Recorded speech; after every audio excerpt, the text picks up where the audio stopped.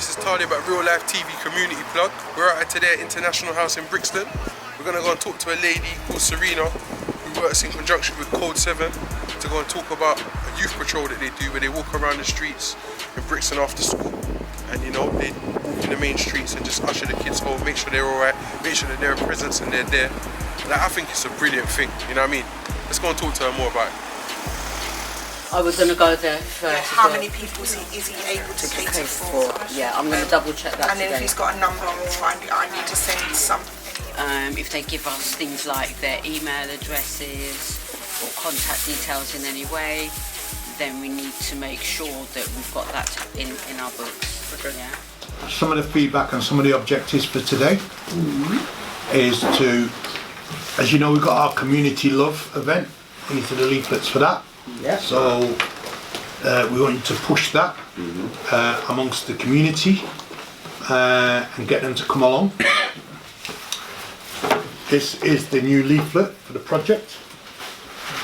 So it's got everything they need to know in there for people who want more detail, maybe can't come to the meeting. Yeah.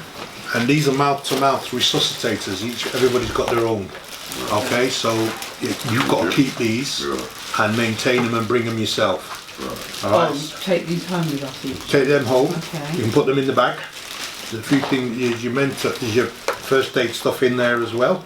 So take it out of plastic and make sure people can see your first aid kits. We're not giving them just. I want them to see that actually this team is stepping up. Yeah. Every time we see them, there's something different. Yeah. There's something new. So the school patrol runs about twice a week. A team of 4 go out and they hit the streets and go to the hot spots in Brixton and like the main roads where all the bus stops are as the kids come in and out of the area. Also, there's a lot of engagement with the youth, just to talk to them, find out what they're up to today and just to let them know that the youth patrol's here if anything, if they're in need of anything, they just need help or just for any moral support. And just to basically usher them home and make sure that they're safe. Can you give me a brief history of how the school patrol started? Okay, so the schools patrol came about in response to 3 incidents that happened after school. There was an incident, they all happened on the same day. So one in Kennington, one outside Brixton Police Station and one outside one of the secondary schools in Stockwell.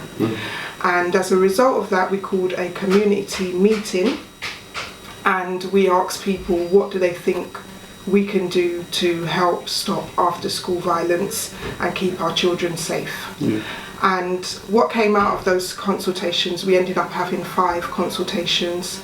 The local authority were called, the police came, other organisations across London that were doing things in the community, they came and gave their insight. We held workshop sessions as well, and out of that came that they would like a schools patrol in Lambeth. The original plan for the school patrol was to be outside of most of the schools. However, due to current numbers, they're restricted to being out on the main high road and the main hotspots where the youth hang around. The school patrol is run by Code 7. The Code 7 CEO is Mr. Asher Senator.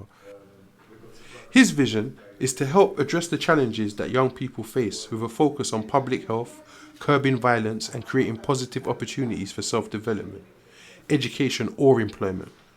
Basically, they work towards sustainable community development to improve a broad range of skills that can empower communities to take more control and more responsibility for their lives. Hi everyone, thank you for coming everyone. It's a blessed evening. I know the patrol went out today, so thank you patrollers. Great work as usual. For those who don't know, I'm sure everyone knows, I'm Asher from Code 7 CEO. And I operate from the training suite where we have the youth side of Code 7, the direct youth engagement. I operate from there. And I'm just honoured and really pleased with how Code 7 as an organisation is moving forward. We get loads of support from the local businesses. They always seem happy to see us. It seems like they give you out free stuff or they discuss things with you, and you know, like some of them even actually will come out on patrol in their time off. It's a great community. Things seem to be working great. So right now we're just walking on our way to the main road so we can start to see the kids as they're going to come off the buses, just to usher them home or make sure that they're safe and let them know we're here. At the same time, We're also giving out flyers to people and letting them know what we're doing so that they can get involved. So we're trying to get an influx of people to join the patrol so that they can get busy as well. You know what I mean? The training side of things, people get trained for free. Yeah, so the training is free, it's accredited. They go through a program called LMP, which is Leadership and Mentoring. They do self-defense, emergency first aid, anything that would help them to help another person whilst they're out on patrol and to take care of themselves. So the aim is to be out by about 2:30, between 2:30 and 2:45, because that's the prime time when you know that the kids are going to be on their way home from school. So they're usually out there between 3 and 5. However, with an influx of more people joining and having more people out on patrol, they would like to extend that time to about 7 o'clock, as to just make sure you've got everyone there and everyone's safely home.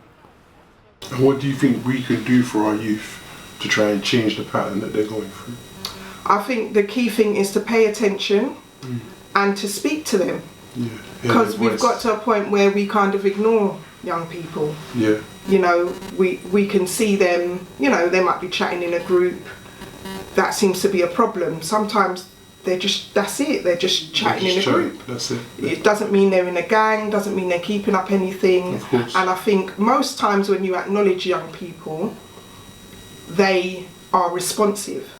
In my experience doing the patrols, interacting with the young people at first, they're kind of like, hey, why are you coming to approach me? Are you police? Are you Lambeth? So a lot of the time when you're out, obviously you have to let the kids know that you're just here as an auntie or uncle would be, or just another adult out here. Obviously you're not police, but you want to make sure that they get home safe and that nothing too untoward happens. So generally they're quite happy to talk to you, knowing that you're not police, do you know what I mean? But they see the police, their reaction is completely different. And I think it's community-led and community-driven and a passion from within the community, and to grow that and to nurture that and to develop that, and you probably on it. But what you do need is obviously the support to build on what you've already laid down the foundation. It's getting productive, it's going well. Out here, people are really interested in getting involved. I hope you guys are interested in getting involved, because that's what we need. They're real life people, you know what I mean? It's important, let's get busy, you know what I mean? But yeah, it's getting good. Brixton is most central, 22,000 young people transitioning through Brixton every day coming from school. But, you know, then there's other hubs, Streatham, Kennington, you know, Waterloo, those kind of places where, you know, after school young people are moving through and we can get to talk to them, befriend them, signpost them. If it could be nationwide, if you want me to be real. Especially, I mean, start with London as a whole and spread out nationwide, because it seems like, why I think this is such a beautiful thing is because it seems like parents, aunties, uncles are pushing and taking responsibility for all the children themselves. It doesn't take just one of us to raise a child. All of us should be there for the children. So that was a day in the life of a youth patroller, yeah? So what kind of, this is a normal day? Normal day. We've had a really good, successful day today. Just looking out for our young people, taking them through the high street, making sure that they're safe. We've been through to quite a few businesses as well. We've had a lovely response from our people today. We've got a community event tomorrow, so we've promoted that a lot today as well, just to make sure that you know, everyone's happy and good to go and good to come. Guys, how have you found it today? Today was good. Today was good. Yeah. But we need more volunteers, more male volunteers like in here. We need a few more because it's not enough. We need the man them, dads, get out here. We need you lot. Yeah. Perfect. So you see, that's what's really going on out here. This whole video, everything that we've done is so that people will join it. We talk about doing things in our community, let's do something, innit? We're here, this is here to do, it's free, it's there, jump on it. Get lively, even if it's just once a month. Jump on it, man, let's help our youth. We're supposed to be uncles and aunties, let's do it, man. I'm enjoying it. So I've lived in Brixton for 35 years. So Brixton is a community, and it's a diverse community.